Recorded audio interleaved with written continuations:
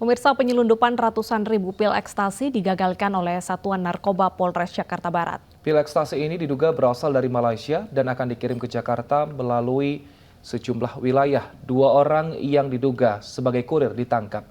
Berdasar pengembangan dari penangkapan seorang pengguna narkoba di wilayah Jakarta Barat, Unit 1 Satuan Narkoba Polres Jakarta Barat mengungkap upaya penyelundupan ribuan butir pil ekstasi di 2 tempat berbeda di Pekanbaru Riau. Dari hasil pemeriksaan terdapat 2 jenis pil ekstasi yang diselundupkan dari Malaysia. Rencananya ribuan butir barang terlarang ini akan dibawa ke Jakarta melalui wilayah Riau. 2 orang yang diduga kurir ditangkap dan dibawa ke Mapolres Metro Jakarta Barat untuk mengusut pemasok dan juga pembeli pil-pil ekstasi ini. Sejumlah lapak pemulung di kawasan Menteng Dalam, Tebet, Jakarta Selatan terbakar pada Jumat dini hari. Diduga penyebab kebakaran terjadi akibat pembakaran sampah yang menjalar ke sejumlah bedeng.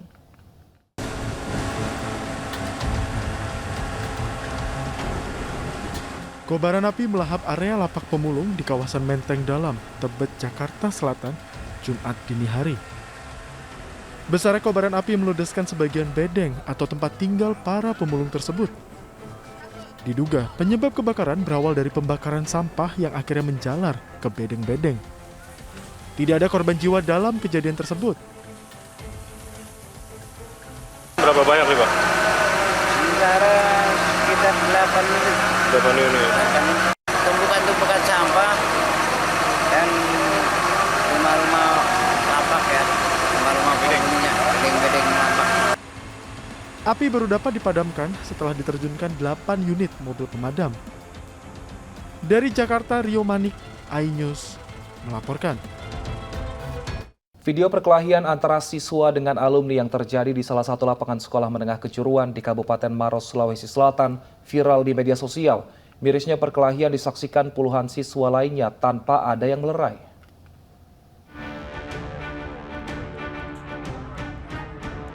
Dua remaja laki-laki terlibat perkelahian terjadi di salah satu lapangan sekolah menengah kejuruan di Kecamatan Bantimurung, Kabupaten Maros, Sulawesi Selatan.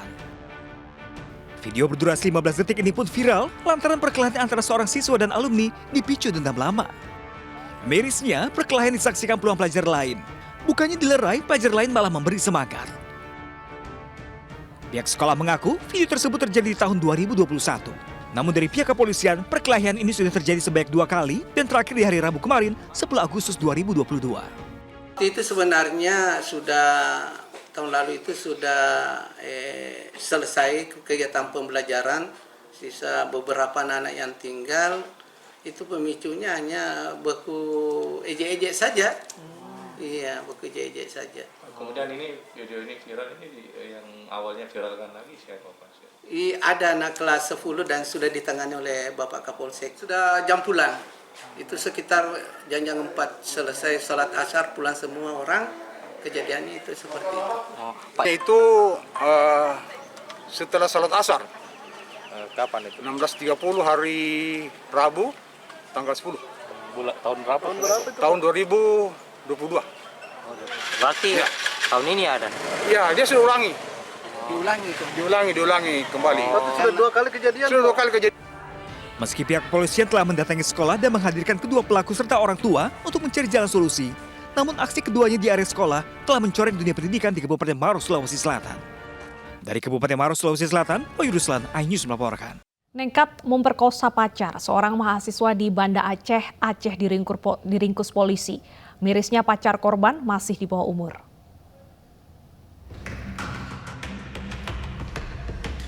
Tersangka pelecehan dan pemerkosaan terhadap anak di bawah umur yang masih berstatus mahasiswa di salah satu kampus di Banda Aceh diringkus Polresta Banda Aceh. Pelaku diamankan petugas di rumahnya di Kecamatan Lueng Bata, Banda Aceh. Modus yang digunakan pelaku yaitu berencana mengajak korban ke salah satu hotel untuk melancarkan aksinya. Aksi pelaku terungkap setelah korban menceritakan kejadian tersebut kepada kedua orang tuanya. Diketahui keduanya menjalin hubungan asmara. Si korban dengan si pelaku itu memang ada hubungan. Nah, berdasarkan pemeriksaan dari penyidik bahwa hal tersebut sudah dilakukan 2 kali oleh si pelaku. Kini pelaku terancam 2 pasal dengan ancaman 15 tahun penjara. Dari Banda Aceh, Syukri Syahrifuddin, iNews melaporkan. Presiden Joko Widodo menyematkan tanda kehormatan kepada 7 orang yang berjasa dalam beberapa bidang. Tanda kehormatan itu diterima oleh para ahli warisnya di Istana Negara karena ke-7 orang tersebut sudah meninggal dunia. Berdasarkan keputusan Presiden tentang tanda kehormatan tahun ini, 7 orang menerima Bintang Mahaputra, Bintang Jasa, dan Bintang Budaya Paramadharma. Tanda kehormatan ini diterima oleh para ahli waris karena ke-7 penerimanya telah meninggal dunia. Sastrawan Ajib Rodisi dianugerahi Bintang Mahaputra Pratama. Letjen TNI Purnawirawan Ida Bagus Purwalaksana, Inspektur Jenderal Kementerian Pertahanan 2019-2022 dianugerahi tanda kehormatan Bintang Jasa Utama. Sementara arkeolog Profesor Dr. Mundajito dianugerahi Bintang Budaya Paramadharma. Bintang Jasa Pratama diberikan pada Carolina Rezeki Sihombing, dokter spesialis RSUD Kota Depok. Sunjaya, Kepala Puskesmas UPTD Puskesmas Sukatani di Bekasi, mewakili 98 penerima lainnya, dianugerahi Bintang Jasa Pratama. Gugum Gumbira, seniman tradisi Sunda, dan Dewi Wikantini, mewakili 22 penerima lainnya yang dianugerahi Bintang Jasa Nararya. Kementerian Pariwisata dan Ekonomi Kreatif terus mendorong program Santripreneur di berbagai daerah. Program ini sebagai upaya untuk membangkitkan ekonomi dan juga membuka lapangan kerja bagi masyarakat. Menparekraf Sandiaga Salahuddin Uno mengunjungi Pondok Pesantren Modern Islam As-Salam, Sukoharjo, Jawa Tengah. Dalam kunjungannya ini, Sandiaga memaparkan materi tentang kewirausahaan serta beberapa kiat untuk mahasiswa dalam mengambil peluang potensi bisnis melalui program Santripreneur. Para santri ini harus menjadi entrepreneur unggul, sukses, membangun peradaban Islam yang rahmatan lil alamin, membangun Indonesia yang sejahtera, adil dan makmur, baldatun, thayyibatun, warabun ghafur. Sementara itu, di Kota Solo, Menparekraf bersama pemerintah daerah seluruh Indonesia dan Asosiasi Pariwisata, serta jumlah stakeholder lainnya di bidang pariwisata, mendeklarasikan taman rekreasi aman, nyaman, dan menyenangkan. Deklarasi ini untuk memastikan keamanan dan keselamatan para wisatawan saat sedang menjalani liburan di tempat wisata. Dari Jawa Tengah, Yasmin Atania, M. Zulkarnain, iNews melaporkan.